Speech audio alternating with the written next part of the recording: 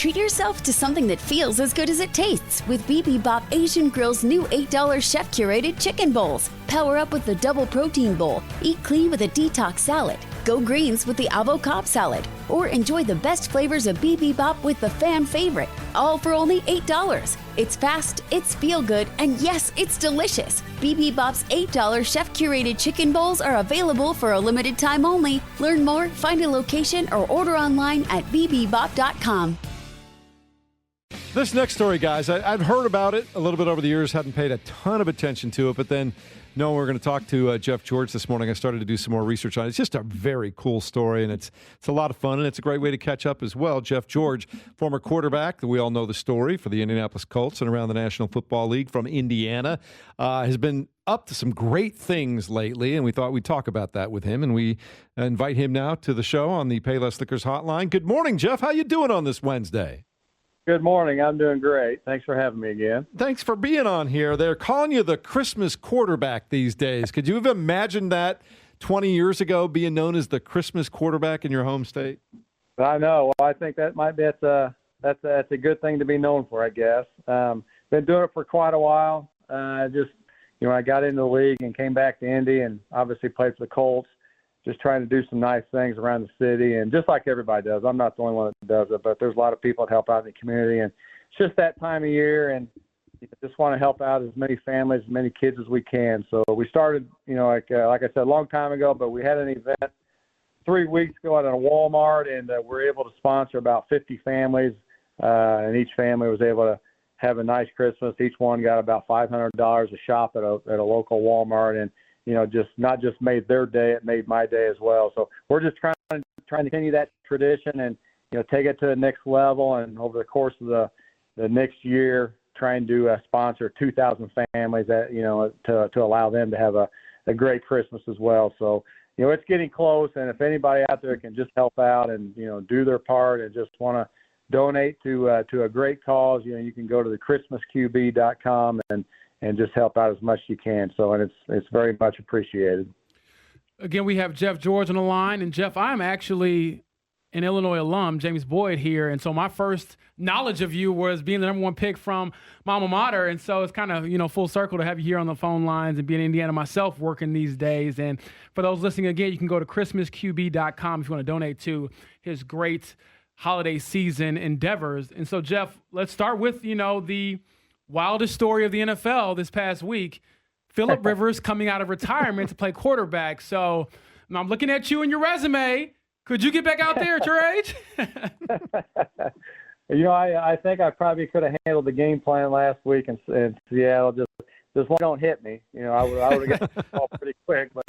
But yeah, it was. It's a really good, feel good story. I've been there. I've been, trying to come back at that age, and just to go out there and see him on the field, and future Hall of Famer and all that. That was awesome. But I'm a fan of guys like Riley Leonard, and I'm a big fan of Anthony Richardson. And I was really hoping that AR would be able to get out there and show what he can do. Going through a lot with all the injuries he had last year, and then now this year, and I just want to see what he can do. Big guy, big physical guy, big arm.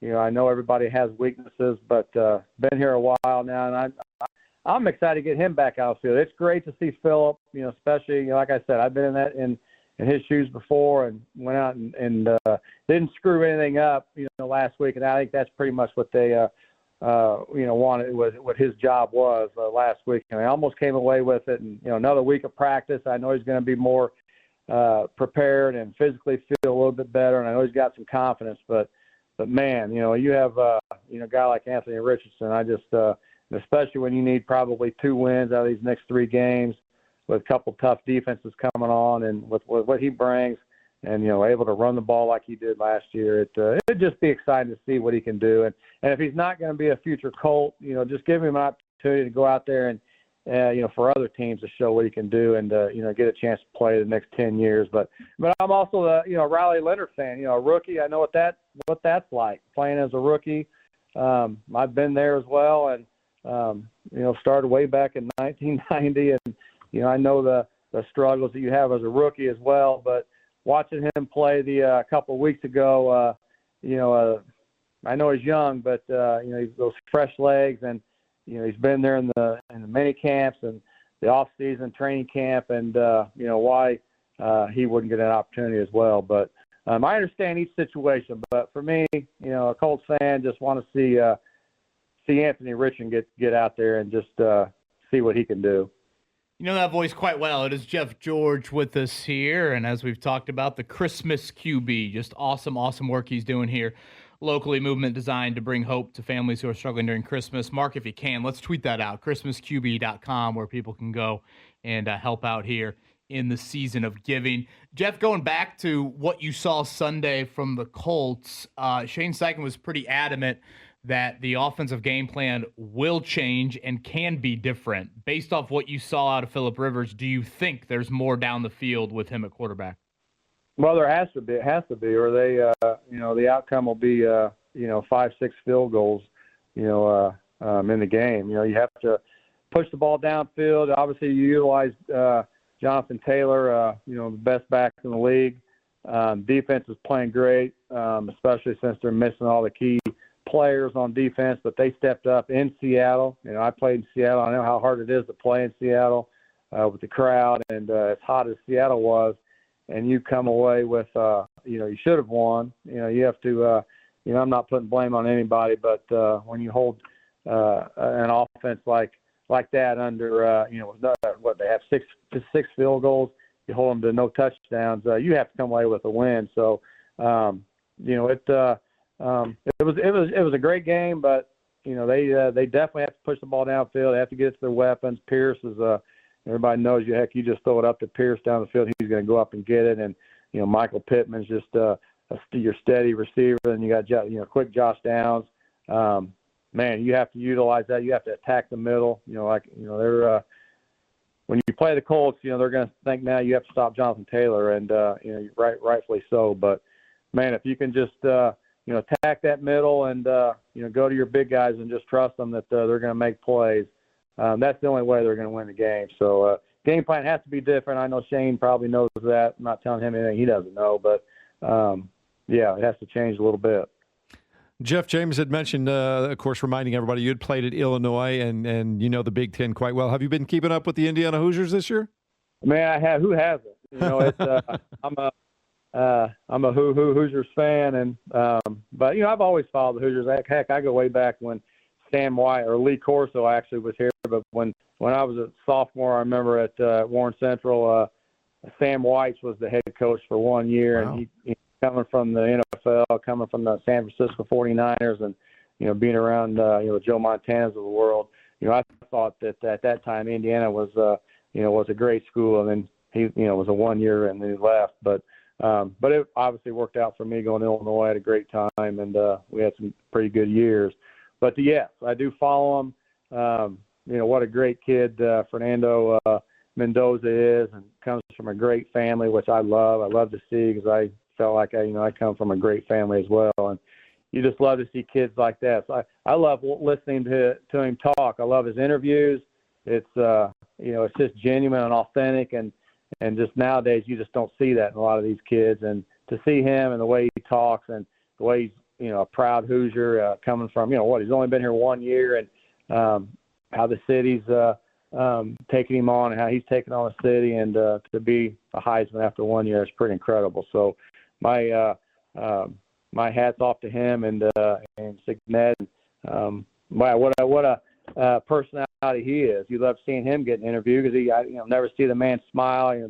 10 seconds to go in the game, and you're up by 5 touchdowns, and you're still chewing out the players, and that just demands respect. So those are kind of guys you just kind of like to play for. So hopefully they can keep it going and keep winning, and because it's a great story for not just them but for everybody in Indiana that has followed and has struggled being an Indiana fan all those years. Anybody that's been a fan, it's always, feel like they're always like 500 team, and just to get over that hump, playing behind, like Notre Dame and Purdue, and but now they're the team, and to be number one, wow, that's pretty incredible. So, yeah, I have followed them. I'm excited to watch them and see where they go from here. And again, we're talking to Jeff George, the Christmas QB, the number one pick and also the future Colts quarterback because he's coming out of retirement here in about a week. He's just waiting to announce it here on our airwaves. But Jeff, in all seriousness, the last thing I'll leave you with is what we started with, and that is your Christmas endeavors. And from what I understand, you all partner with the Department of Child Services and try to help families that are going through some tough times this time of year. So, A, why did you start this whole thing? And then B, what have you perhaps gained from this and what perspective you gained from just this whole process? Well, I'm not looking to gain anything. You know, it's my I think when I've said this before, like when I played especially, I was always about football and always about my faith, my family, and football, and never wanted any type of recognition. You know, it's that's not what the good Lord wants for anybody. You know, you just do it because you do it as goodness out of your heart. And like I said, I'm not the only one that helps out in the community. There's so many other people, and I just want to do my part. And I think that's, you know, if I'm given a platform like I have all these years, you know, I did it privately, yes, and did all that, but now I need the help. I'm not trying to recognize me for what I do. I'm trying to help that family get recognized, and you know, that need it more than anybody. You know, it's not just during Christmas that they need the help. It's throughout the whole year, whether they need a electric bill paid or a gas bill paid or rent paid. We just want to raise as much money to help these families, and DCS has been great partnering with them and all that they do. Man, they're the ones that are kind of the heroes that behind this.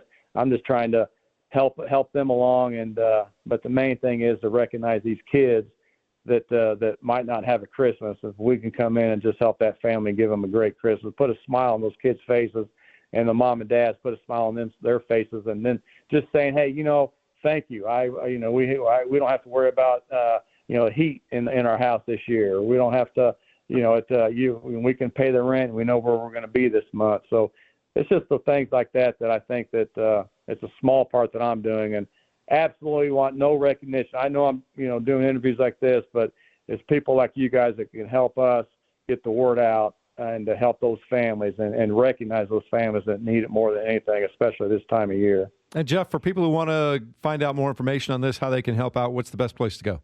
Well, the best place is just what you've been saying, ChristmasQB.com, and you can just donate right there, and it 100% absolutely goes to all those families. And we have a week and a half left up to Christmas, so we're trying to get as much and help as many families as we can. And then, like I said, it's going to continue on after that. But the next step, the next goal is to help as many families, many kids as we can in the next 8-9 days. Great stuff. We'll keep track of it, and we'll talk to you again soon. You can come by anytime you'd like to, all right? That'd be great. I'm heading out. I'm going to go out and throw in the snow. I'm going to go local high school. There we go, Jeff. Represent for us, ILL, baby. I. And I know we're indoors this week, but, man, come out and watch me at this high school. I can still sling in the snow. I like it. Talk to you soon, buddy. Okay, thanks. Nearly half the workforce are parents, but 43% of new moms leave their jobs within a year of giving birth. A big driver? Exhaustion. That's why employers like JP Morgan, Snapchat, and Under Armour offer Snoo as an employee benefit, giving new parents a free Snoo Smart Bassinet. Snoo adds hours of sleep with gentle rocking and soothing white noise, and keeps babies safely on their backs all night. Tens of thousands of employees already have access. Refer your workplace at happiestbaby.com/benefit or email benefit@happiestbaby.com.